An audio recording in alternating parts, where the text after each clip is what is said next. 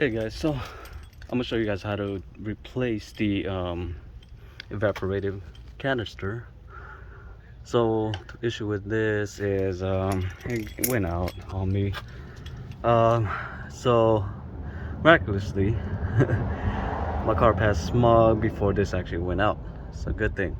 Now if you got a gas light or saying that your gas cap is loose or so forth, I did replace the gas cap about like 3 times because I was thinking maybe it's the least expensive part on this vehicle, and I thought, okay, maybe I'll replace it 2 more times. Maybe there's an manufacturer's issue, defectiveness in the product. So I tried that. So it was holding pressure because then you would hear that the pressure being released and hear that little whooshing sound. So of course I knew it was holding pressure, so it wasn't the gas cap. So I did replace the other valve up front of the where the engine is. That wasn't the issue either, but at least it's brand new. So I'm thinking the last thing that I have to work with was the canister. So there's a sensor here where sometimes most these do go out, and that's what reads the sensor in the canister itself, that gives me the reading because of that sensor. So that sensor alone is about almost $200 or around 200, and the canister itself was about 100-ish or so. So I was gonna get online, so I ended up picking one up. I think it was 200 with both sensors and the canister itself. So I decided to just go down that route and purchase it. So to remove this, I'm gonna show you guys how. So this is the new one, and that's the old one. So notice there's the sensor itself right here, and the other one. It was a little bit dirty. My hands are dirty. So there's a little hose. I will definitely have to use a crimp remover to take that off, because then again it was just given like that.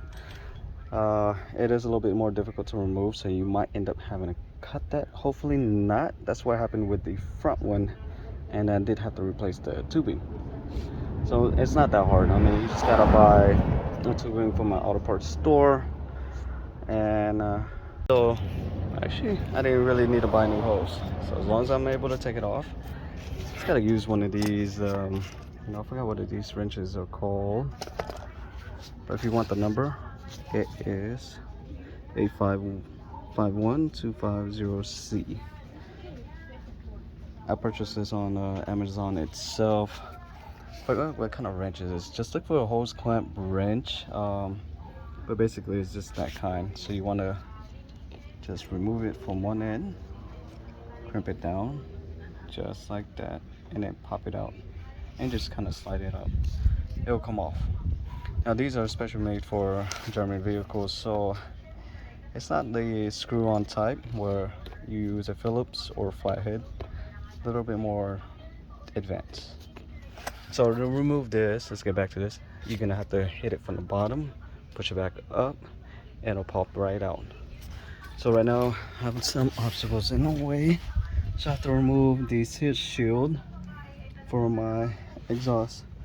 It's actually a Borla Pro XS exhaust, so it has a really good sound to it.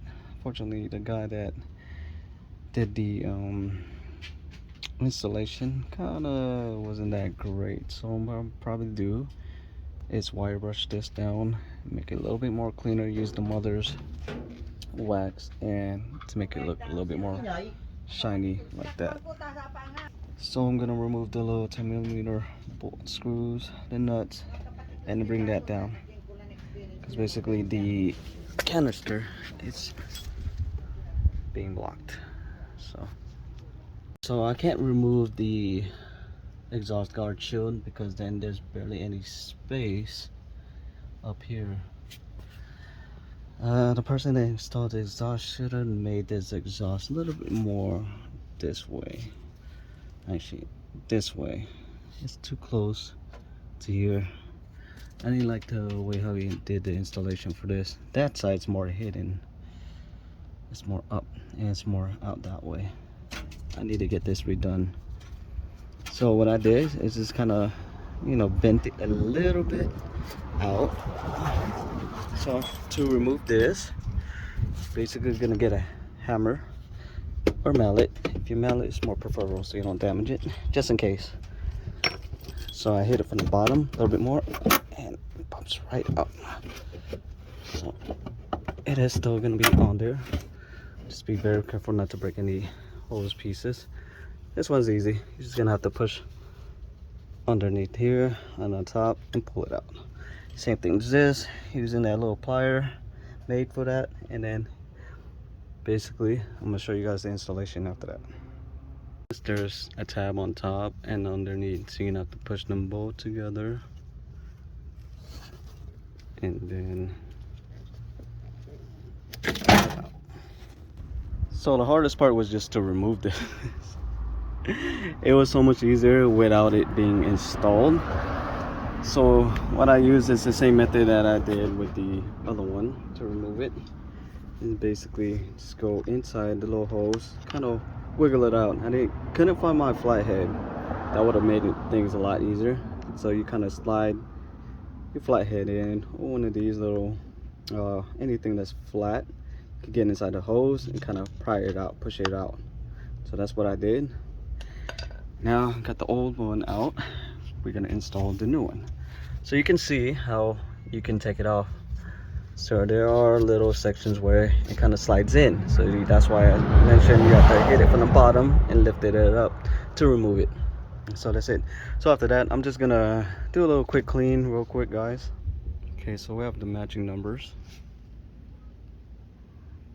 So 203 470 0659 000 470 0259. The manufacturing date is actually the same, 194 1943, and then PA6 GF30 PA6 GF30, all the same. So same exact container. This one just has a barcode number. That's it.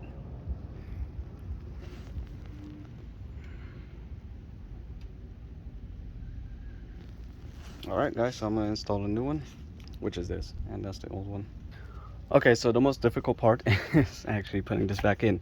So especially if you don't have another set of eyes, especially in the back of this, guiding this back into the metal platform is very difficult. So it is hard to see underneath there. So even if you had a second pair of eyes, it's hard. So I would recommend there will be little slots for each individual. So this is what you want to slide in first. Good thing that they had this. Without this, it would be much harder. So you're gonna have to push this out and kind of slide it inside where that slot is. And once you get it in, everything else will guide itself in.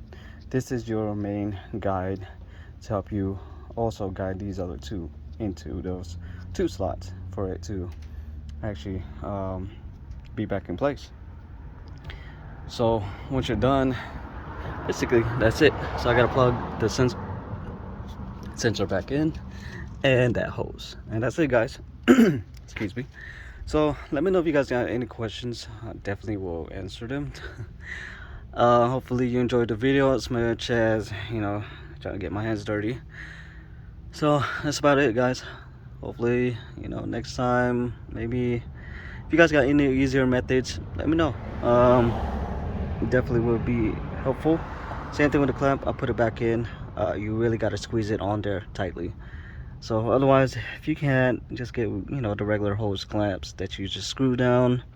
Look kind of weird and be out of place, but yeah, whatever works for you, I would suggest it.